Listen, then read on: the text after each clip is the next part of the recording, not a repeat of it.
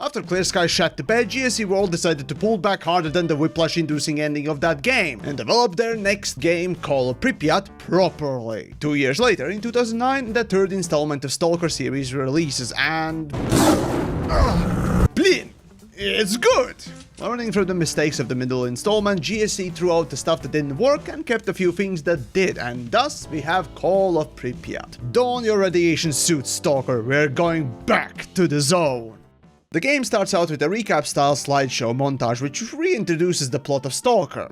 Now you're spawned in one of the corners of the zone, go do whatever you want. This time around you get to play as a military Spec Ops black man, sent into the zone to consume copious amounts of booze, exterminate the native wildlife we call bandits, and maybe, if you feel like it, find out what happened to your comrades from boot camp. You're given a shitty Kalash, 10 bullets, radiation pills, and a swift kick to the ass, and now go investigate. Unlike other Stalker games, there's no real tutorial, or even starting town. So just pick a direction and go! And speaking of that open world, with the Call of Pripyat and improvements to the X-ray engine, the game now has massive maps, and Directx 11. Even the first map you start the game in is humongous compared to the other two games. Sadly though, there are only 3 such maps in total.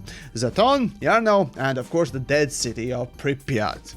Keeping from Clear Sky, guides act as fast travel points, same with artifact detectors and weapon upgrading system. However, now instead of USB drives, you search for tools to upgrade those mechanics. And there are also no faction-specific upgrades, so it's simpler, more streamlined version. And speaking of that, there's also no more faction system. Well, kind of. Yes, the duty is, well, still duty, and freedom no longer is a pot-smoking band of dipshits, but proper freedom. In the Antar station, both of these conflicting sides are sharing common train station safe house, but instead of having interesting character drama, they're just peacefully sharing the space. How boring. And of course there are bandits all around, but none of them have bandit radio. Now that's a disappointment. Then of course there are the monolith, they're still cunts, and of course military, they're now your friends. However, these factions no longer really work. Say, what would happen if, let's say, you suddenly snorted the whole bottle of vodka by accident and drank a potato and decided to do the most American thing? Shoot up everyone and anyone! Attention all stalkers and anyone else who cares. Yanov station has been attacked. We've blocked all the entrances for the time being.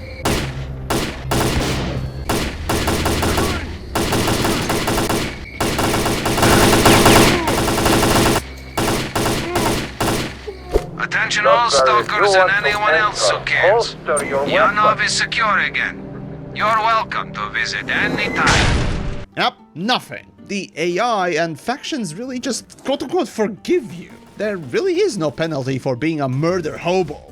It's actually kind of beneficial. Sure, you won't get friendly with any of the factions if you murder them, but if you won't get shot on sight and can even complete their faction missions after this, then let's say, if you spot a Gopnik with a rifle you want, and boom, you got an upgrade, and no one will question how you got the gun. It's just like USSR. Sorry, I mean modern Russia.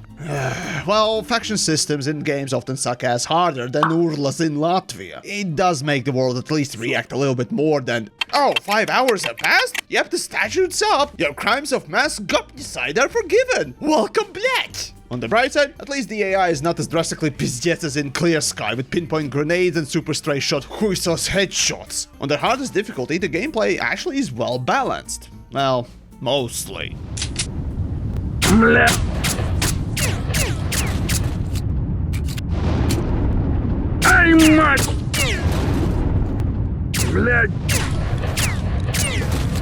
The mutants are properly tough and threatening, while those other mutants, you know, the drunks with guns, are also capable, but not super levels of impossible. And now, in Call of Pripyat, the NPCs will do the same thing you do. Loot corpses, which adds to the level of liveliness to them.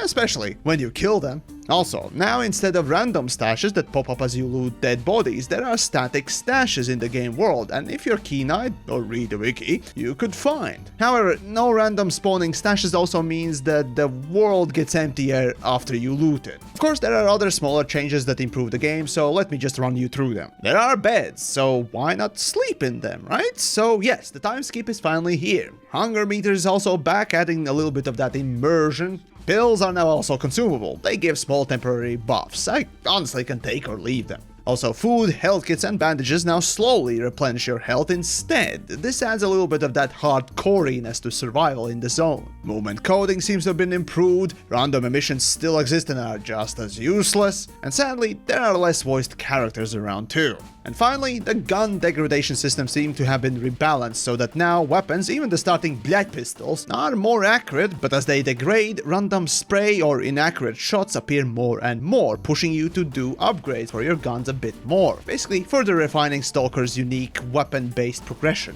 Still, for all the good bits that this game chose to keep, these big maps also feel incredibly empty, even more so today in retrospect. In many areas, especially in distance, you can see how, well, frankly, amateurish the terrain is sculpted, as if the summer intern made it in 5 minutes in Blender after watching YouTube tutorials. While other areas, even though they're detailed, like let's say that eastern tunnel, with 2 big mutants have nothing inside, no loot or anything, making me feel that something wasn't finished or fully done. And for all its faults, Clear Sky at least did make the new maps and old ones look pretty good. Oh, for Stalker.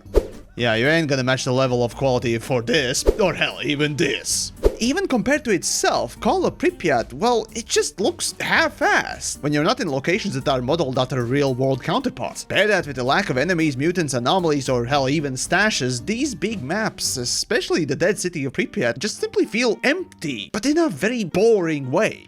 Sure, at least you can say the GSC learned hard lessons from pumping out Clear Sky.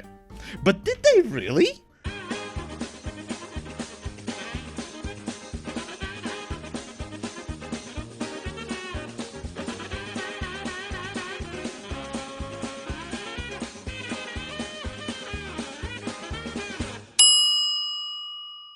Oi, blad, here we go again. So then, the story. This overgrown bombzhartnik is like a little small boss fight before you get to the documents about the ghost rifle that one of the monolith guys drops. But wait, hold on. How the hell did we get here? Ah, right. After investigating the first crashed choppers in the first map, you move to Yarno and basically do the same thing. However, it wouldn't be a GSC game if there wouldn't be some sort of a stupid pizjet fuckery afoot. I present a Pideras Bladfield. Oh, come on!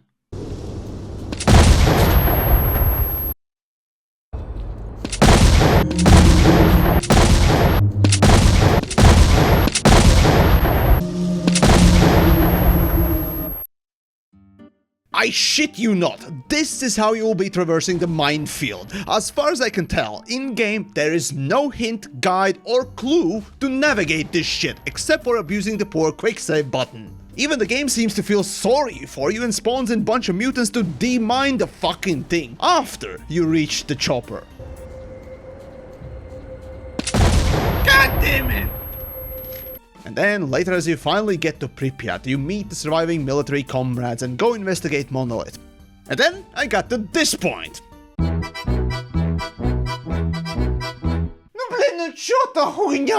But hey, as you finish up those missions, the zone's hemorrhoid-sparking emission Jesus, Strelok, appears. And he's finally killable!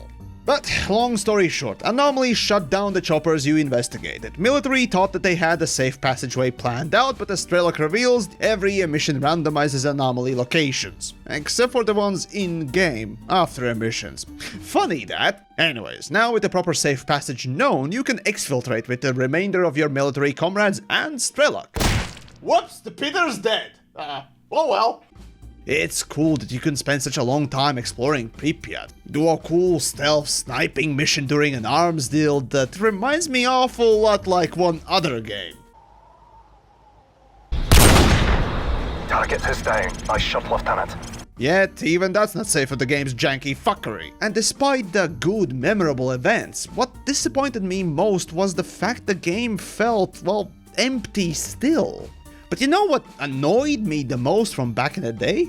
You never go to Chernobyl power plant like the other two games. However, looking in with a critical eye today as a retrospective, I oddly appreciate Clear Sky more. Bland locations, empty world, Call of Pripyat is just not as good.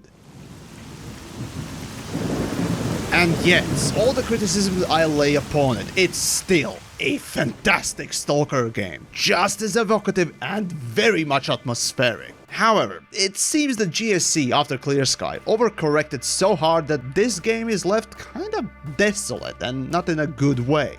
Now, looking back at the Clear Sky and this game, I wonder, what's better? A game that's functional but empty, or a broken, unbalanced mess with more content?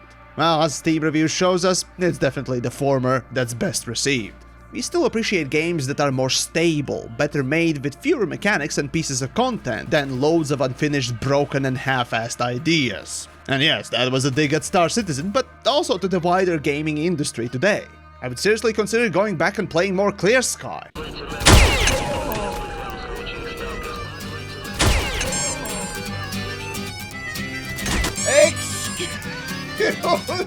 But stuff like that completely ruins it. So yes, Call of Pripyat did everything right and very little wrong. GSC showed that they recognized the stuff that worked and improved upon it. However, the tone and feel that Clear Sky created, if refined, could have been the best of the series. I mean, for one, they gave us this. But that's Stalker. Shadow of Chernobyl was incredibly immersive, atmospheric and most of all fun game. Even if it was deeply cut down in features and gameplay, which only speaks how good it could have been. Clear Sky was measured improvement with massive fuck-ups, and Call of Pripyat was overcorrected return to form.